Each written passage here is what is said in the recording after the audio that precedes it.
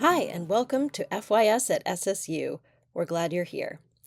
In this episode, we're going to hear from Michele Davila, Margo, Shea, and Vanessa Ruget about how projects can be community builders in their first-year seminar classrooms.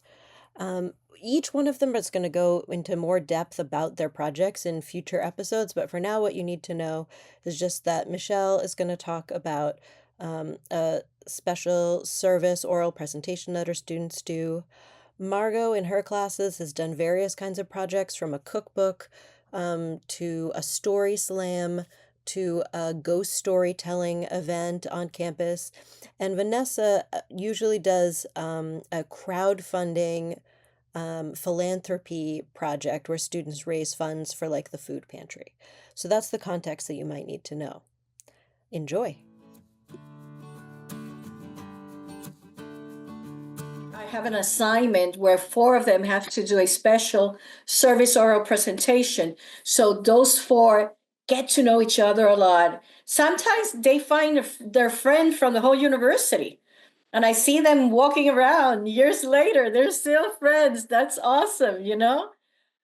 So it taught me really early on, work on something together, help students figure out what they're good at, help them figure out what their constraints are, right? Like help them really think through how much time they might have and what part of a project that they would be not only best suited to work on, but most able to work on given the constraints of their course load and their part-time jobs and their little brother they need to take care of, right? And all of that is about building community because it's like you find out who people are as whole people, right? Like, oh, you might be a business major, but you're amazing at graphic design. So you're going to create the posters.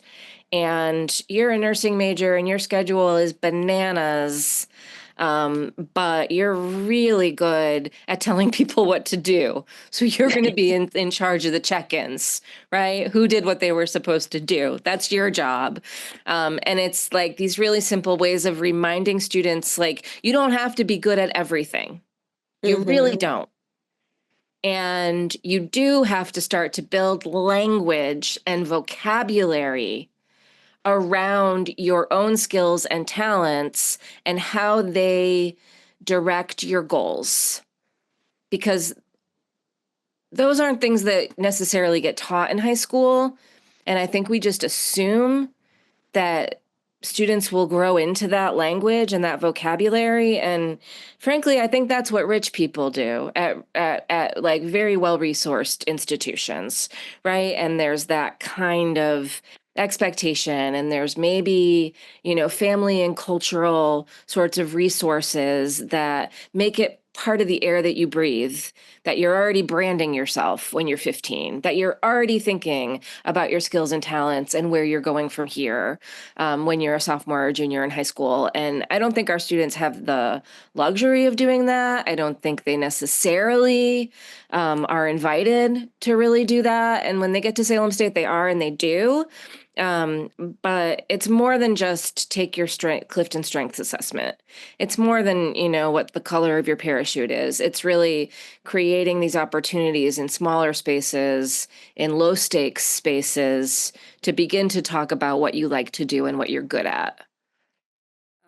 And then within the class, my project, my campaign, the crowdfunding campaign, I have seen it doesn't always work to the same extent. Like some years are better than others, but I think it does help because the students have to work together. One of the best activities that we do is for students to role play asking for money. And I'll just give that example because I think it's just an illustration of how you can just have students do something a bit more active so they can, be like speak out in the class. And it's, because we do a crowdfunding campaign, we have to ask people for money, and it's hard to ask for money. Nobody likes to ask for money, right? It's uncomfortable. You don't know how to ask. Even in cases like ours, where it's for a very good cause, that let's say it's for the food pantry, right? And the need is obvious. The students, really want to do it. but it's hard to do. So anyway, we do a little bit of role playing where we spend some time just going around and asking each other money.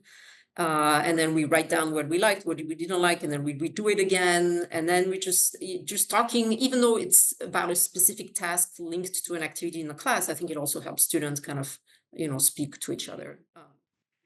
And I think one thing that I'm noticing from what you're saying is, and this is something maybe that come out with in conversations with Margo, who's kind of been advising on this course also, is that when you think about all the things that you are supposed to accomplish in first year seminar, right? You're supposed to do community building, you're supposed to be exploring a topic, you're supposed to be reinforcing academic skills. It can seem really overwhelming. But what I'm hearing from you and from other folks is that a lot of times you could do one activity that does multiple things, right? So you can have these guest speakers in and you're exploring campus, but it's also a way of creating a sense of belonging on campus and connectedness. Or you could do this activity that's in support of your project, but it's also helping them interact and build skills and build community. So it's not, I think it takes a little bit of creativity to think about, what activities and stuff that you're going to do. But that can help also with, okay, we're doing it all together at the same time.